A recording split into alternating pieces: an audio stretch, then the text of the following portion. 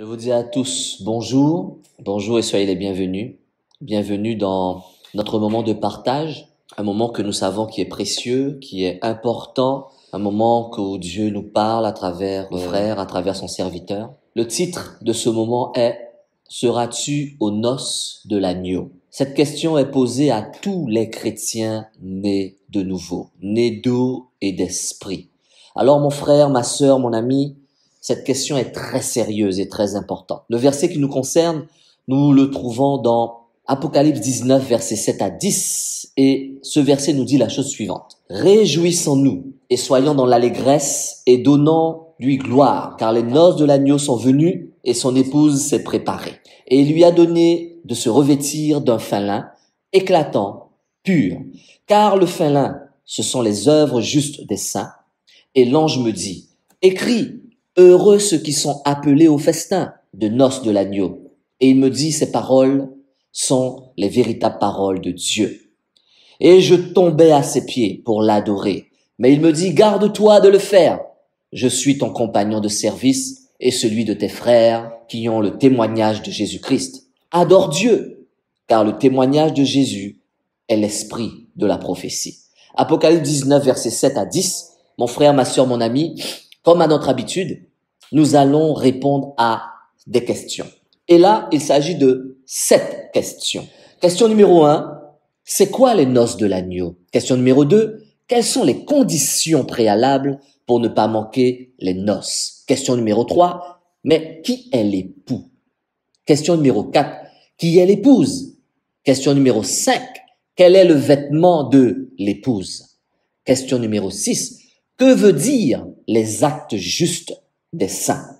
Et la question numéro 7 pour terminer, mais qui sont les invités aux noces? Mon frère, ma sœur, mon ami, nous allons voyager à travers la parole de Dieu avec l'aide de l'Esprit Saint afin de répondre à ces 7 interrogations. Alors prenez votre Bible dans vos mains et restez sur l'Apocalypse 19, versets 7 à 10 et soyez prêts à voyager sur les autres versets à travers les Écritures. Notez les versets, relisez-les en réécoutant la vidéo, parce que c'est important. Commençons notre voyage. Première question, c'est quoi les noces de l'agneau?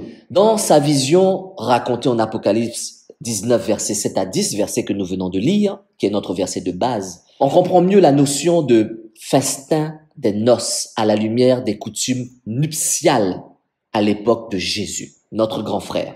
Le contexte, mon frère, ma sœur, mon ami, toujours comprendre le contexte, car avec le contexte, nous comprenons mieux ce que Dieu veut nous expliquer. Alors, les mariages à l'époque de Jésus-Christ étaient scellés en 3 grandes phases. Cela n'a rien à voir avec nos mariages actuels. La première phase, les parents des 2 mariés signaient un contrat de mariage et les parents du marié ou le marié lui-même payaient une dot à la mariée ou à ses parents. La dot marquait le début de la période de fiançailles. La deuxième phase, le plus souvent 1 an après les fiançailles, le marié, accompagné de ses amis masculins, se rendait chez la mariée à minuit, créant une procession au flambeau dans les rues. La mariée, préalablement informée de ce qui se passerait, se tenait prêt avec ses demoiselles d'honneur et elle rejoignait la parade jusqu'à la maison du marié. Cette coutume est le cadre de la parabole des 10 vierges. Écoutez la Bible audio en Matthieu 25, versets 1 à 13. Et maintenant, la troisième phase. La troisième phase, c'était le repas de mariage lui-même, qui pouvait durer plusieurs jours, comme on le voit dans le récit des noces de Cana où Jésus-Christ était convié avec ses disciples. Il y avait le repas, il y avait le vin, il y avait aussi des chambres prévues pour que les gens puissent rester dormir. S'il y avait 150 personnes, on avait prévu 150 lits. Tout était préparé parce que ça durait plusieurs jours. Notre verset de base dans l'Apocalypse met en scène cette troisième phase, ce que nous venons de lire. Le festin de noces de l'agneau, de Jésus-Christ et de son épouse, l'Église. Cela implique quoi? Cela implique que les 2 premières phases ont déjà eu lieu. La première phase s'est accomplie sur terre quand chaque croyant a personnellement mis sa foi en Jésus-Christ comme Seigneur et Sauveur. La dot payée par le parent du marié, c'est-à-dire Dieu le Père pour son fils Jésus-Christ, c'est le sang de Jésus-Christ versé pour son épouse. L'Église aujourd'hui est donc fiancée à Jésus-Christ. Et de même que les vierges sages de la parabole et tous les croyants doivent veiller en attendant la venue du marié, le retour de Jésus-Christ. La deuxième phase symbolise l'enlèvement qui n'est pas encore arrivé. Quand Jésus-Christ viendra chercher son épouse, sa fiancée, et la prendra avec lui pour l'amener dans la maison de son père, ça c'est la deuxième phase. La troisième phase maintenant, c'est le repas du mariage, les noces, le banquet. Cela constitue l'étape finale. Ce festin de noces de l'agneau aura lieu au ciel, entre l'enlèvement et le retour de Jésus-Christ, pendant la tribulation sur terre. Des noces, mon frère, ma sœur, mon ami, qui vont durer 7 ans, 7 années. Deuxième question. Quelles sont les conditions préalables pour ne pas manquer les noces? Pour qu'un mariage puisse être célébré, il faut que l'époux et l'épouse soient réunis. Une condition pour que puissent avoir lieu les noces de l'agneau. C'est donc l'enlèvement des croyants, aussi bien de ceux qui seront vivants sur terre lors de son retour que ceux qui seront ressuscités à ce moment-là. Cet événement est décrit dans 1 Thessaloniciens 4, versets 15 à 17, que je vous invite à lire. Écoutez la Bible audio. Autre condition préalable pour les noces, c'est la réalisation d'une même pensée. Et ça, c'est important. Une même pensée entre l'époux et l'épouse. Comment voulez-vous que deux personnes qui s'accordent pour se marier ne raisonnent pas de la même manière? C'est impossible. Impossible. Ils sont en accord sur tous les termes. Tous les croyants seront amenés à voir leur vie comme le Seigneur Jésus-Christ, l'époux, l'a toujours vu et à être parfaitement d'accord avec lui à ce sujet. C'est-à-dire quoi? C'est-à-dire que vous devez accepter Jésus-Christ comme Seigneur et Sauveur et vivre selon les préceptes, les directives de la parole de Dieu et recevoir l'Esprit Saint pour seul bagage afin de ne pas manquer l'enlèvement. Alors, nous en avons déjà parlé dans un partage intitulé « Es-tu prêt ?» Et je t'invite, mon frère, ma sœur, à regarder cette vidéo et à la réécouter encore. Car sans ces simples conditions préalables, tu vas manquer l'enlèvement, donc les noces. Troisième question. Mais qui est l'époux? Puisqu'on me parle de mariage. L'époux est le Seigneur Jésus, dans son caractère d'agneau. L'époux nous est présenté comme l'agneau. La pensée de l'agneau court à travers toute la parole de Dieu. Tandis qu'il monte sur la montagne de Morija, Abraham répondit, « Mon fils, Dieu se pourvoira lui-même de l'agneau pour l'Holocauste. » Et ils marchèrent tous deux ensemble. Genèse 28, verset 8. Lors de la délivrance d'Israël de l'esclavage en Égypte, le peuple est mis à l'abri par le sang de l'agneau qui est mis sur les linteaux des portes. Nous trouvons cela en Exode 12, que je vous invite à lire.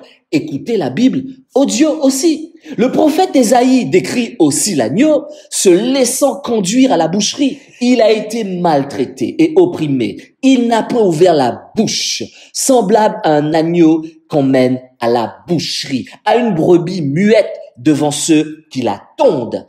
Il n'a point ouvert la bouche. Ésaïe 53, verset 7. Le Nouveau Testament, lui aussi, le place plusieurs fois sous nos yeux. Lorsque le Seigneur Jésus apparaît, Jean-Baptiste lui-même s'écrie, « Voilà l'agneau de Dieu qui ôte le péché du monde. » Jean 1, verset 29. Pierre aussi en parle, comme de l'agneau sans défaut, sans tache, en 1 Pierre 1, verset 19. Et l'apôtre Jean voit l'agneau comme immolé.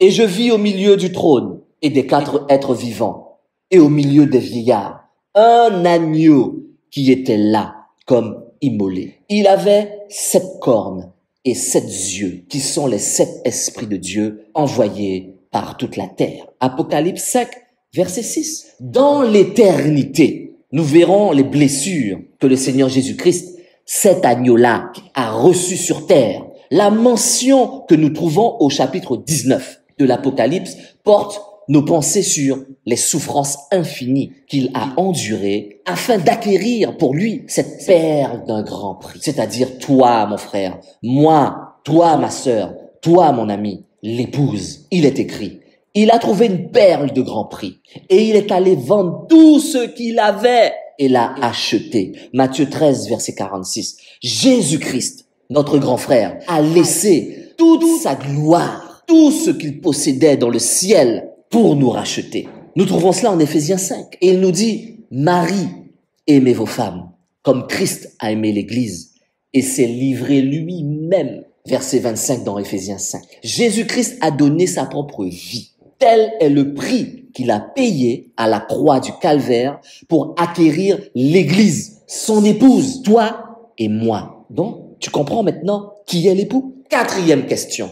Alors, qui est l'épouse? L'épouse, mon frère, ma sœur, mon ami, l'épouse représente l'ensemble des rachetés de l'époque actuelle de nos jours, en partant du jour de la Pentecôte. Nous trouvons cela dans Actes des Apôtres, le chapitre 2. Et je t'invite à écouter la Bible audio. Comme les noces ont lieu dans le ciel, il faut nécessairement que l'épouse soit aussi dans le ciel. Et là, je ne parle pas d'une congrégation particulière, d'une assemblée particulière. Tous les chrétiens, toute personne qui a accepté Jésus-Christ de Nazareth, lors de l'enlèvement des saints, tous les croyants endormis et ressuscités, aussi bien ceux qui ont vécu avant la Pentecôte que ceux qui ont vécu après la Pentecôte, et tous les croyants vivants en ce moment-là seront ravis ensemble à la rencontre du Seigneur Jésus-Christ afin d'être pour toujours auprès de lui dans la gloire, dans la maison du Père.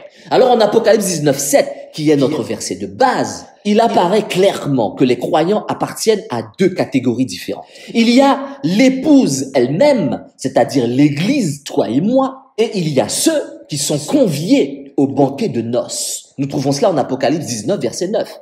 On peut en conclure que l'épouse représente les croyants de l'époque qui commencent à partir de la Pentecôte, tandis que les invités aux noces représentent les croyants de l'époque précédente. Nous allons voir ça dans une autre question qui nous est posée. Alors, plus d'une fois, la relation entre Christ et son Église est comparée à celle qu'il y a entre un homme et sa femme. Nous lisons par exemple, c'est pourquoi l'homme quittera son père et sa mère et s'attachera à sa femme, et les deux deviendront une seule chair. Ce mystère est grand. Je dis cela par rapport à Christ et à l'Église en Éphésiens 5, versets 31 à 32. Et l'Écriture nous montre l'assemblée, l'Église, toi et moi, dans une relation toute particulière avec Christ. Elle est fiancée à lui. Tu es fiancé à Christ, mon frère, ma sœur, mon ami.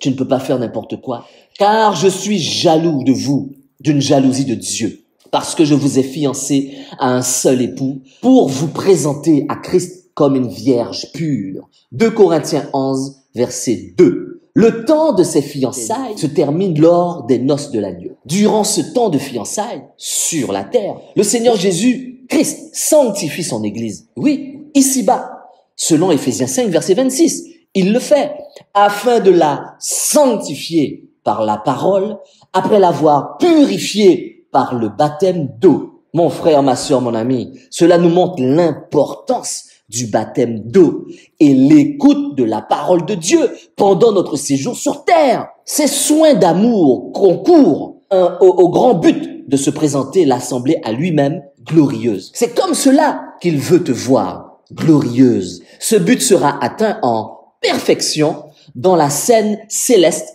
qui nous est décrite en Apocalypse 19, que je t'invite à lire, tout le chapitre. Jésus-Christ voit enfin son épouse sans tache, ni ride, ni rien de semblable, mais sainte et irréprochable. Le moment qu'il a attendu si longtemps, mon frère, ma sœur, mon ami, est arrivé. Son épouse est parfaite, est en parfait accord avec lui. Quelle joie ce sera pour lui qui a tant aimé l'Église, qui s'est livré lui-même pour elle, en Éphésiens 5, 25.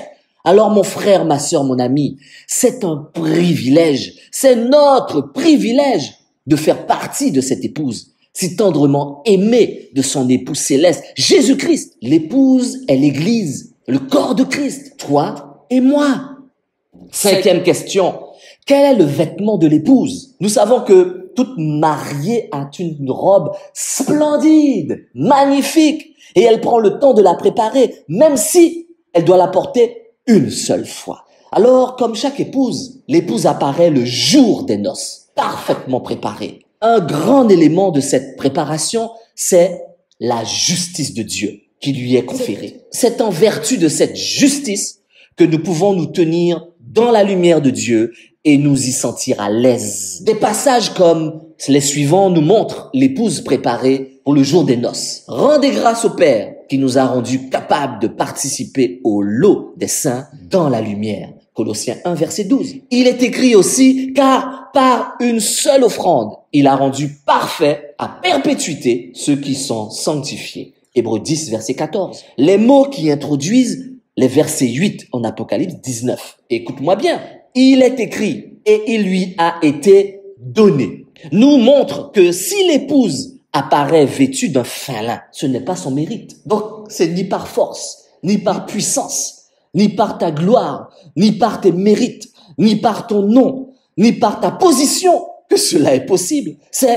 Il lui a été donné. En Éphésiens 2, verset 10, nous lisons à ce sujet, nous sommes son ouvrage, ayant été créés dans le Christ Jésus pour les bonnes œuvres que Dieu a préparées à l'avance, afin que nous marchions en elles. Quelle grâce! Tout ce que nous avons pu faire sur la terre pour le Seigneur n'a été possible que parce que Dieu l'avait préparé. C'est pas toi, mon frère. C'est pas ton intelligence. Les bonnes œuvres que nous avons pu accomplir ici sur terre, où là avaient été placées sur notre chemin ce que nous devons faire. Combien Dieu est bon de nous venir en aide de cette manière. Il place des choses sur ton chemin. Et quand tu suis la route qu'il te dit de suivre, tu découvres des choses. Et tu constates que ce n'est même pas par rapport à toi, mais c'est par rapport à lui. Pourquoi? Parce que son fils est l'époux, c'est le marié. Et il doit te préparer. La robe de la mariée est de fin lin. Cette robe élégante, mais simple, fait contraste avec les vêtements somptueux de la fausse épouse. Les faux chrétiens, tels qu'ils ont été décrits au chapitre précédent, en Apocalypse 18, verset 16. On y trouvait, il est vrai, le fin lin. Je te parle de la robe des faux chrétiens, de la fausse épouse. Mais si, il y a du fin lin. Pourquoi? Car nous savons que le diable est un imitateur de Dieu et de tout ce que Dieu fait. Mais il y avait aussi la pourpre, l'écarlate, l'or, les pierres précieuses et les perles. Ça, c'est pas la robe. Oh non, c'est pas la robe de l'épouse, ça. Mais tout cet éclat terrestre a pris fin. Il est écrit, toutes les choses délicates et éclatantes ont péri pour toi et on ne les trouvera plus jamais. Apocalypse 18, verset 14. Tel est le destin de la fausse épouse. Les faux chrétiens, le bling-bling. Par contre, le vêtement de la vraie épouse, les vrais chrétiens, subsistera comme son ornement personnel et pour la joie de qui? De Jésus-Christ. La robe de l'épouse a un rayonnement. Elle est éclatante et pure. Comme toute autre chose dans cette scène céleste, ce splendide vêtement doit être d'abord pour la joie de l'époux, pour la joie de Jésus-Christ. Et comme tu ne sais pas qu'est-ce qui va plaire à Jésus-Christ, tu dois faire confiance à qui? À l'Esprit Saint pour te guider. Déjà, durant le temps où l'assemblée est sur terre, le Seigneur Jésus-Christ opère en elle afin de se la présenter glorieuse. Tu vois, ça commence sur terre. Pour cela, il doit la purifier par le moyen de la parole de Dieu. Est-ce que tu écoutes la Bible audio, mon ami? Le résultat de cette activité sera pleinement visible au jour des noces, alors qu'il pourra se réjouir de la beauté et de la pureté sans tache de son assemblée. Seras-tu présent aux noces? Le vêtement de l'épouse, c'est la paix et la sanctification. Ce n'est pas un slogan, mon ami. Non, c'est très sérieux ce que je te dis. Il est écrit, recherchez la paix avec tous et la sanctification sans laquelle personne ne verra le Seigneur Jésus-Christ. Hébreux 12, verset 14. Sixième question. Que veut dire les actes justes des saints? C'est ici, là, maintenant. Sois attentif que nous allons entrer en profondeur pour comprendre les actes justes des saints. Le texte nous indique que Et il lui a été donné de se revêtir d'un fin lin éclatant pur, car le fin lin, ce sont les œuvres justes des saints. Apocalypse 19, verset 8. Cette expression, ce sont les œuvres justes des saints, doit être comprise. Tu dois la comprendre, mon frère, ma sœur, mon ami, car il s'agit des justes actes ou des justes faits accomplis par les croyants, par toi et moi. Il est très important de remarquer qu'il est parlé des actes des saints. Tu dois me suivre. Tu dois me suivre. Il est très important de remarquer qu'il est parlé des actes des saints et non de ceux de l'épouse. Qu'est-ce que je veux dire par là? Mon frère, ma sœur, mon ami, je veux porter notre attention sur les actions individuelles de chaque croyant. Tu as ta contribution à la confection de cette glorieuse robe. Tous les croyants apportent leur contribution à ce vêtement de noces. Personne n'est insignifiant. Ne laisse personne te le faire croire. Personne. Tu n'es pas insignifiant. Tu es important. Tous nous sommes importants, car tous nous sommes l'Église et tous nous sommes l'épouse. Alors, la robe sera vue dans le ciel, mais elle se tisse sur terre. Non, je ne sais pas si tu as compris. Je vais te le redire. La robe sera vue dans le ciel, mais elle se tisse sur terre. Cela entraîne de lourdes conséquences pour notre vie de chaque jour. Ta vie, mon frère, ma sœur, ma vie, en tant que chrétien. Le vêtement de l'épouse au jour des noces de l'agneau se compose des actes, des œuvres justes accomplies dans nos vies de croyants. Sur terre, je te le répète, sur terre. Ce n'est pas le frère Pascal qui le dit, c'est la parole de Dieu. Demandons-nous alors dans quelle mesure nous contribuons par notre comportement. Comment es-tu tous les jours de la vie? Chaque jour. Alors, pose-toi la question. Comment fais-tu pour contribuer à la beauté de ce vêtement? Comment? Ici, mon frère, ma sœur, mon ami, il y a là un puissant motif. Ah, je te dis, c'est puissant, hein? Un puissant motif de nous appliquer avec ardeur à lui être agréable. Est-ce que cela ne vaut pas la peine de travailler plus sérieusement à cette robe afin que le Seigneur Jésus, notre époux céleste, puisse s'en réjouir? Est-ce que par amour pour Jésus-Christ, celui qui a tant souffert pour nous, nous n'aurons pas à cœur de mener une vie qui l'honore et qui le réjouit? Mon frère, ma sœur, mon ami, en pensant à la joie qu'il trouvera dans ce vêtement glorieux pendant l'éternité, tu dois faire très attention à ce que tu fais pendant ta vie sur terre, ce que tu regardes, ce que tu penses, c'est très sérieux ce que je te dis. N'oublions pas qu'il se constitue maintenant sur la terre. Tu n'auras pas une deuxième chance. Quelqu'un a dit: la robe que nous porterons avec joie en présence de Jésus-Christ au jour de la gloire est tissée sur terre au milieu des peines pendant le temps de toute une vie. Alors, encourageons-nous. Oh oui, encourageons-nous chacun personnellement à tout faire pour la joie de notre Seigneur Jésus-Christ en considérant davantage son Église, nos assemblées, avec ses yeux à lui, chacun individuellement. 7e question. Qui sont les invités aux noces? Puisque tu sais maintenant que tu n'es pas un invité. Si tu es un enfant de Dieu, tu es l'épouse. Tu n'es pas un invité. Qui devons-nous comprendre par le symbole de heureux ceux qui sont appelés au festin des noces de l'agneau? Nous avons une indication à ce sujet. Écoute-moi bien. En Jean 3, verset 29. Lisons ensemble. Il est écrit: celui qui a l'épouse est l'époux. Mais l'ami de l'époux qui assiste et l'entend est tout réjoui à cause de la voix de l'époux. Cette joie donc, qui est la mienne, est accomplie. Jean-Baptiste, ce prophète qui avait été envoyé pour préparer le chemin de Jésus-Christ, est ce croyant d'avant la Pentecôte. Jean-Baptiste ne se compte donc pas comme faisant partie de l'épouse. Alors, qu'est-ce que cela veut dire, frère Pascal? Suis-moi, suis-moi. On peut donc en déduire que ces croyants constituent les amis de l'époux, c'est-à-dire ceux qui sont conviés au banquet des noces. Mais alors, les croyants d'avant la Pentecôte, sont-ils oubliés? Peuvent-ils vraiment se réjouir? Non, mon frère, ma sœur, mon ami.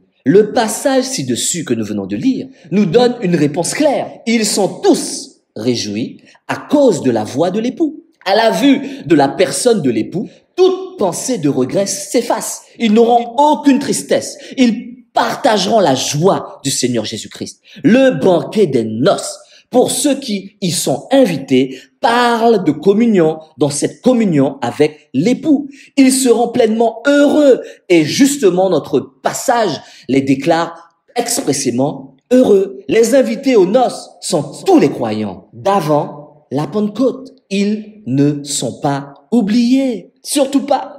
Pour conclure, parce qu'il faut conclure, seras-tu aux noces de l'agneau? Alors il y aura donc l'enlèvement des saints et leur manifestation comme épouse, c'est-à-dire l'Église devant Jésus-Christ. Toi et moi et tous les autres. Ensuite, l'époux lui-même nous est présenté comme l'agneau, ce qui nous rappelle ses souffrances et l'œuvre de la rédemption qu'il a accomplie sur terre. Puis, durant l'éternité, notre Sauveur paraîtra ainsi devant nos yeux. La pensée du vêtement d'épouse devrait nous stimuler à consacrer toujours plus nos vies au Seigneur Jésus-Christ, afin que cette même pensée nous conduise à apporter pour ce jour quelques éléments à cette robe de fin lin. Ta contribution est importante, mon frère, ma sœur. Ta contribution est très importante pour la joie et pour la gloire de Jésus-Christ. Concernant les noces en elles-mêmes, par contre là, son organisation dans le ciel, ce qu'il y aura au menu, comment sera disposées les tables et les chaises, la décoration,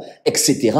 La parole nous donne aucun détail. Aucun. Dieu a trouvé bon de ne pas placer devant des yeux humains comme les nôtres le bonheur inexprimable qui sera celui de l'époux, son fils Jésus-Christ, et l'épouse, l'Église rachetée, et les invités, sans oublier les anges et Dieu lui-même.